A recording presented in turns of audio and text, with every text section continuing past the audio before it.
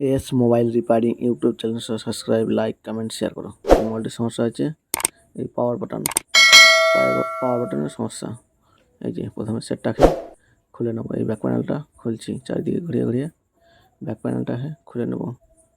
এই যে টাইম লাগছে, এই যে কয়েকটা লক হয়ে আছে না, টাইম লাগছে। এই যে চারিদিকে ঘুরিয়ে ঘুরিয়ে ব্যাক প্যানেলটাকে খুলে নেব।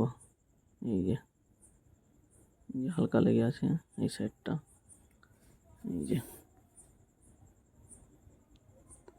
এই যে ব্যাক প্যানেলটা খোলা হয়ে গেছে। এবার মেন বোর্ডটাকে খুলে নেব। এই যে নাটগুলো খুলে নিচ্ছি মেন বোর্ডের। যে কটা নাট আছে সব কটা নাট একে একে খুললাম। এবার মেন বোর্ডের কভারটাকে খুলে নেব। এই যে কভারটা খুললাম। এবার ব্যাটারি কানেক্টরটা খুলে নেব। এই যে ব্যাটারি কানেক্টরটা খুলছি, খোলা গেছে। এবার মেন বোর্ডের কানেক্টরটা খুললাম। এই যে মেন বোর্ডটা সরিয়ে নিলাম। এবার এই পাওয়ার বাটনের পাতাটাকে তুলে নেব। এই যে পাতাটা তুলছি, এই যে টাইম লাগছে। এই যে পাতাটাকে তুলছি আস্তে আস্তে করে।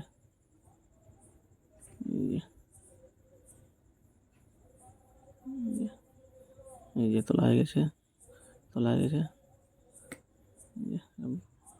এবার সুইচটাকে শুধু সুইচটা চেঞ্জ করে নেব। শুধু সুইচটা খারাপ আছে, এই যে খারাপ সুইচটাকে তুলছি। এই যে তোলা হয়ে গেছে খারাপ সুইচটা। এবার একটা নতুন সুইচ বের করে নেব। এই যে নতুন সুইচ, এই যে ছোটো করে, এই যে নতুন সুইচটা লাগাচ্ছি। এই যে নতুন সুইচ, এই যে বসাচ্ছি। এই যে বসানো হয়ে গেছে। এবার পাতাটাকে লাগিয়ে নেব। এই যে বোর্ডে বসিয়ে নেবো ঠিকঠাক করে।